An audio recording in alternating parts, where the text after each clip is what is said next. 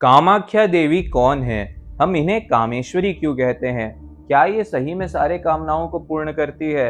अंबुबाची का मेला क्या है? अंबुबाची के समय 3 दिन तक कामाख्या मंदिर बंद क्यों रहता है? इन सभी प्रश्नों के उत्तर जानते हुए आइए चलिए इस वीडियो में प्रवेश करते हैं। नमस्कार मित्रों, मैं आदित्य आप सभी का देवालय रिचुअल्स यूट्यूब चैनल में हार्दिक स्वागत करता हूँ। कामाख्या देवी के बारे में जानने से पूर्व हमें सती मैया और भगवान शिव की कथा जाननी पड़ेगी। ये कथा आप सबको पता ही होगी, इसीलिए मैं संक्षेप में बता रहा हूँ। जिन्हें नहीं पता है उन्हें पता चल जाएगा। सती मैया साक्षात आद्य शक्ति पराम्बा ही थी। दक्ष प्रजापति ने पूर्व काल में देवी को अपनी पुत्री बनाने के लिए कठोर तपस्या की थी। उस कठोर तपस्या का फल ये निकला कि देवी सामने प्रकट हुई और उन्होंने कहा, क्या वर चाहते हो? दक्ष ने कहा, मैं चाहता हूं आप पुत्री रूप में प्रकट हो जाइए। दक्ष की बात को सत्य करने के लिए देवी ने कहा, मैं पुत्री रूप में प्रकट तो होंगी, पर शर्त यह है कि तुम कभी भी मेरा अपमान मत करना। जहां मेरा अपमान होगा मैं उस स्थान में एक क्षण भी नहीं रहूंगी। मैं अपना देह त्याग दूंगी, अपना रूप त्याग दूंगी और अंतर्ध्यान हो जाऊंगी। दक्ष ने कहा, ठीक है।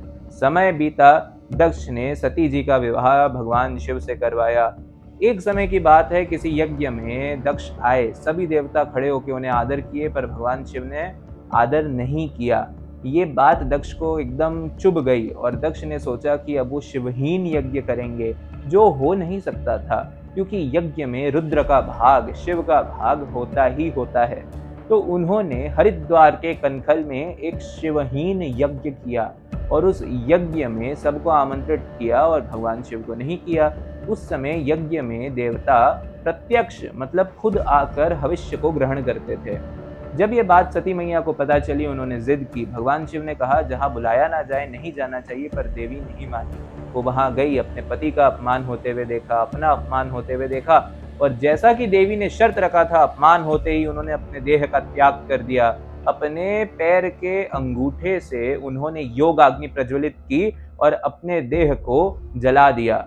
जब भगवान शिव को यह पता चला, उन्होंने यज्ञ का विध्वंस करवा दिया और देवी के देह को, छाया देह को अपने हाथ में लेके इधर उधर घूमने लगे, विरह में, शोक में। जब ये बात श्री हरि नारायण को पता चली, उन्होंने चक्र से उस देह को 51 पार्ट्स में काट दिया और वो देह इस धरती में भारत के इर्द गिर्द और भारत में ही गिरी और वहां पर बन गए 51 शक्तिपीठ, मतलब जहां पर अंग के रूप में साक्षात आद्य शक्ति विराजमान है। देवी के सारे अंग बड़े दिव्य है, पर उनमें जो इस दुनिया को, इस सृष्टि को जन्म देने वाला अंग है, वो उन अंगों में मुकुट के समान है और वो योनि पीठ जो है वो कामरूप कामाख्या है। और इसीलिए उस पीठ की इतनी शक्ति और महत्व के बारे में शास्त्रों में बतलाया जाता है। इस पीठ के बारे में आपको अन्य कथाएं भी बताते हैं।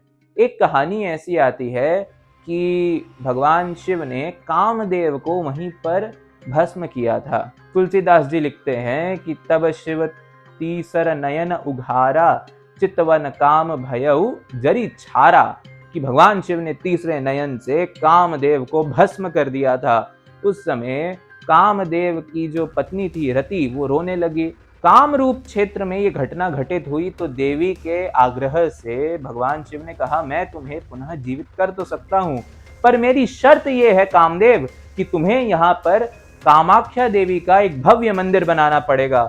तो उस समय कामदेव ने अपनी आराध्या मतलब अपनी ईश्वरी देवी के लिए वहां पर कामाख्या देवी का प्रथम मंदिर बनाया था, जो कहते हैं सोने से बना था। कामदेव की ईश्वरी, कामदेव की आराध्या देवी होने के कारण उनका नाम कामेश्वरी नाम पड़ा।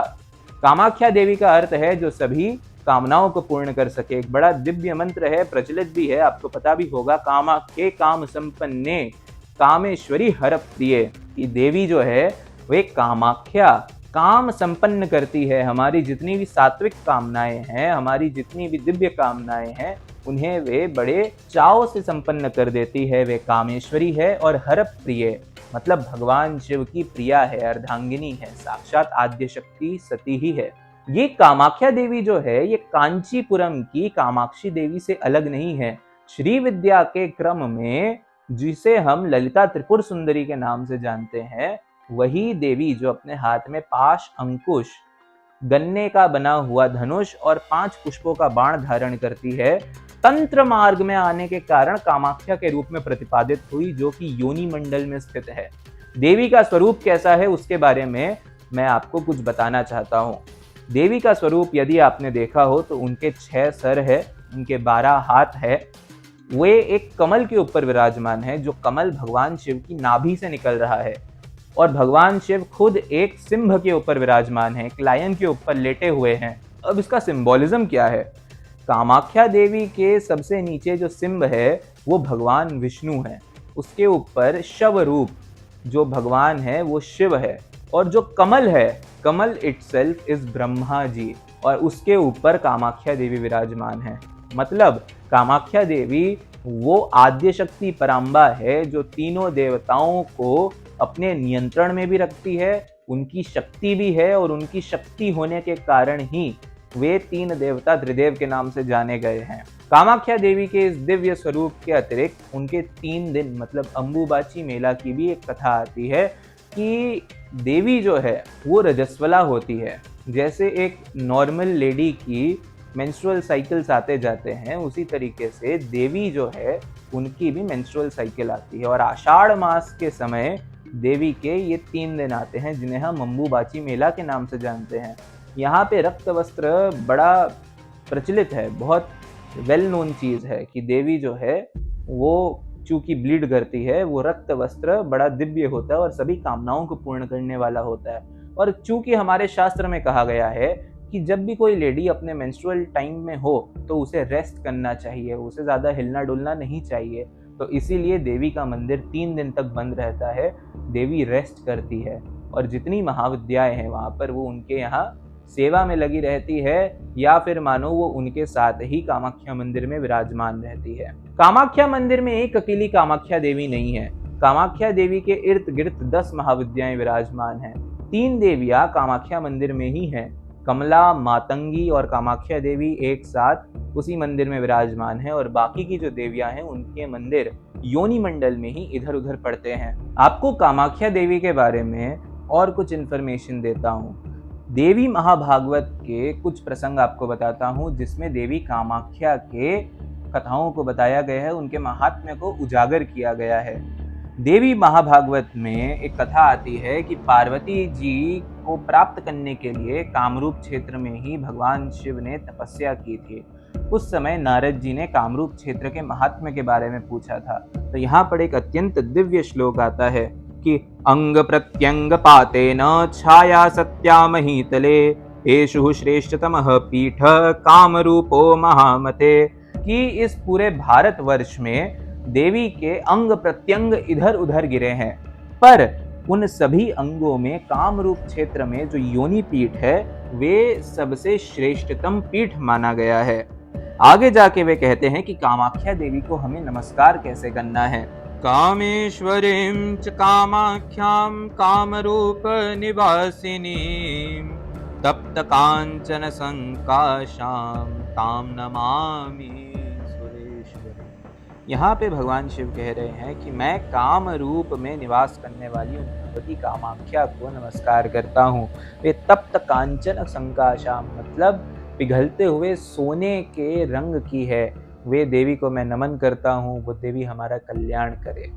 यहाँ पे आगे लिखा जाता है कि योनि रूपाम भगवतीम सुगुप्ताम मुनिसत्तम दृष्ट्वा स्पृष्ट्वा सुसंपूज्या जीवन मुक्तो भवेन्नरः, कि यदि आप कामाख्या देवी जाते हो और कामाख्या देवी का दर्शन करते हो, उनका स्पर्श करते हो, उनका पूजन करते हो, तो वो जीवन से मुक्त करने वाली क्रिया मानी गई है। मतलब आप भगवती का पूजन कर, दर्शन कर, स्पर्श कर मुक्त हो जाओगे।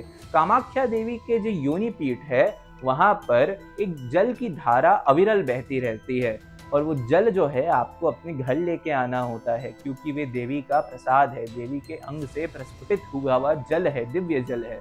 कामाख्या देवी के बारे में आगे लिखा गया है कि शंभुर वाराणसी क्षेत्रे नराणाम मुक्तिदायकः आराध्य सिद्ध गंधर्वैर्देव किन्नर राक्षस है। मतलब भगवान शिव वाराणसी में मुक्ति प्रदान करते हैं, तो कामाख्या देवी के दर पे आकर वे उनसे मुक्ति प्राप्त करने की क्षमता लेके जाते हैं। कामाख्या देवी की इतनी दिव्य शक्ति कथाएं आपको बताई गई है। यहाँ पर देव, गंधर्व, सिद्ध, मुनि सब कामाख्या देवी के दरबार में उनकी सेवा के लिए हाजिरी लगाए हुए खड़े रहते हैं। कामाख्या देवी के योनि रूप के विषय में एक और बात यहाँ पे लिखी हुई आती है कि यत्र देवाः स गंधर्वा ब्रह्माद्याश्च सुरोत्तमः प्रत्यम समुपागत्य सेवन्ते भक्ति तत्परः योनि रूपा महामाया पूर्णाद्या परमेश्वरी पृथिव्यां लोकहितार्थाय यत्रास्ते निज लीलया। कि भगवती अपने लीला के कारण ही इस पृथ्वी तल पर योनि के रूप में विराजमान है। ये योनि क्या है? ये योनि वो योनि है जहां से ब्रह्मांड का प्रकट्य होता है। ये महामाया है। महामाया कौन है? ज्ञानी नाम अपि चेतांसी देवी भगवती हिसा बलादा कृष्ण मोहाय महामाया प्रयच्छति।